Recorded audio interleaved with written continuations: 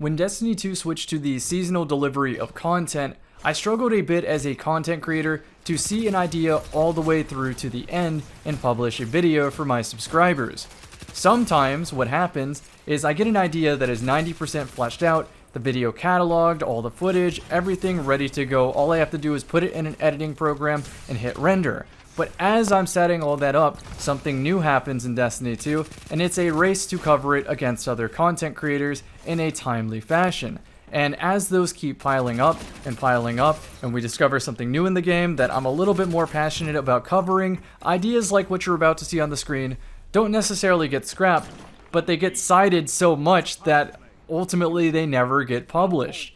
And this is a problem. I am definitely to blame on this. A bit of a perfectionist, and I'm trying to work on just getting content out there, because as much as I'm a content creator, I'm also a content consumer. I look at Destiny videos and Phantasy Star videos and Yu-Gi-Oh videos and speedrun videos all the time, and I feel like there's not enough content for me as a content consumer to watch. So I know for those that watch similar Destiny content to me, simply do not have enough stuff to watch, and that's what brings us to today's video. I do think this is a really good idea, but like many good ideas on this channel, they just get buried over other timely content. So without further ado, let's just jump into it. This is the Stasis Tank. It uses the lightweight frame of the Multi-Mach to add a +2 to mobility for 10 mobility, 9 resilience, 10 recovery, with a Wormhusk that allows me to dodge for my health back. I use the Touch of Winter aspect to get the big Glacier Grenades, along with Grim Harvest so I can get Stasis Shards for slowing down an enemy,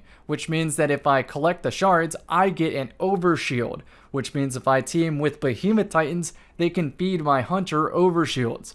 And so today's video is the test run of this Stasis Hunter. And by the way, it got a slight upgrade in this season because you can go 8 mobility, 10 resilience, and 10 recovery.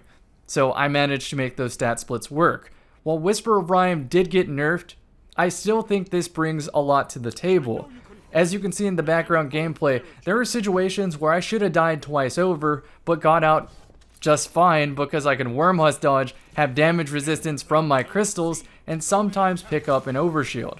So real quick, let me give you the background on this gameplay. The previous match, I joined in progress and climbed to the top of the scoreboard while dueling multiple people at once. Turns out it was a 5 or a 6 stack, something like that, and while they did have the man advantage, multiple people fighting me, I ended up getting solo supered, which is one of the worst parts of Destiny 2. So this was the match where I got to show them, there may be 5 of you, but I have a Stasis Tank. As fitting as the name is, the playstyle really was a tank. For the first time, I felt like I was playing a Titan on my Hunter. So I would throw a Glacier Grenade down to act as a barricade, maybe a better barricade because it's damage resistance, but the cooldown's a little bit worse. If I could stack Discipline on this, I would, but the playstyle of a tank in MMO games is to draw aggro or attention from the enemies, and that's exactly what my Hunter does. Since it has such high survivability, since it's so lethal with the Multi-Mach, since I only do chip damage at a distance unless I'm sniping, I really annoy enemies. Like, they will stop looking at my teammates just to try to deal with me because I'm so annoying. That's the job of a tank. Have you ever seen a Titan behind a barricade just standing there menacingly and you're like, you're not going to get away with that? Well, that's exactly what the enemy team does. They tunnel vision on my Hunter because my Hunter is doing its job as a tank, and I find that hilarious. Obviously, your mileage will vary with this class depending on if you solo queue or if you team, but if you can train your team to take advantage of your aggro, then you're going to have a lot more wins as a team because that's a skill. As soon as you know that the enemy is looking at you, you need to be communicating to your team that they should start pushing now. So that way, when they turn their back to your teammate to shoot at you, your teammates fly in, hit them on the flank. Then when they turn to your teammates to shoot them, you collapse on the enemy.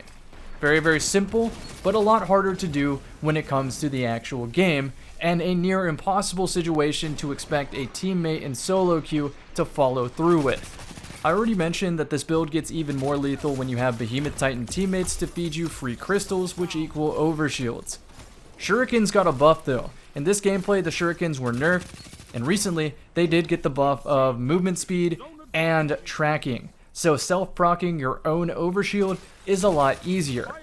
Now the elephant in the room to talk about is the fact that I am giving up Shatter Dive in order to get all the tankiness.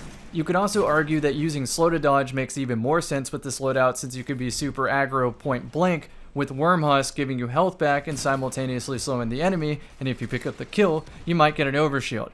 The reason that I'm running this specific aspect fragment combo is because it improves my resilience, and at the time I didn't have armor good enough to ensure 9 resilience. Now I do. If I ran this same build today, I would have 10 resilience, which means I can shuffle around my fragment aspect combos and end up with 9 resilience, but also have either Shatter Dive or slow to dodge. At the time, 9 resilience was the target because 120 hand cannons and Deadman's Tail was the meta, and 9 resilience allowed you to survive a rampage 2-tap of a 120 RPM hand cannon. Nowadays, I think 6 is that number to shoot for because it deals with Thorn, it deals with aggressive shotguns. Otherwise, you want 5 to survive body shots from high impact snipers with a damage boost, or you want to lower it all the way down to 2 because there's no meta contender right now that hits anything between 2 and 5. Hope that makes sense. But just for the meme of saying I'm a Wormhusk tank, a stasis tank, I cranked up the resilience as much as I could possibly get it. Now, if I wanted to make this even more competitive, I would probably take that 8 mobility, push it to 10, I would use a landing weapon like Deadman's Tail, combo a shotgun with it, maybe like Messenger and Duality make a lot of sense with this. I would farm overshield off my behemoth teammates, and anytime we have a little bit of chip damage, a little bit of advantage, I would fly in, try to dodge to slow, and clean up any kill near me with Wormhusk Crown. Alternatively, if I'm sniping, I might prefer Shatter Dive just to give me an anti-shotgun option. There's a lot of flexibility with this build, and you don't have to run the typical Stompy or Dragon Shadow, Shatter Dive, Big Glacier Hunter. While it is the most effective way to play Revenant, I'm not denying that, there seems to be a little bit of creativity that can still get you some semblance of competitiveness. Ultimately, I think instead of trying to build a budget Titan, it's better to just do what hunters do best, and that's play the aerial advantage. So while I did just recommend Messenger and Duality, I think go for an explosive hand cannon, play Shatter Dive, take very aggressive air angles for the peak, put your chip damage in, and Shatter Dive to cover. Where the Wormhusk comes in is it keeps your health at full, so most importantly, you can take the Stasis Crystals, the Rhyme Crystals, and get your Overshield, because if you're not at full health, it doesn't give you an overshield, it just restores your health to full. So if you burn your Wormhusk, you can guarantee that you are receiving the overshield. I think that's the last thing to mention about the build. I hope you enjoyed this one.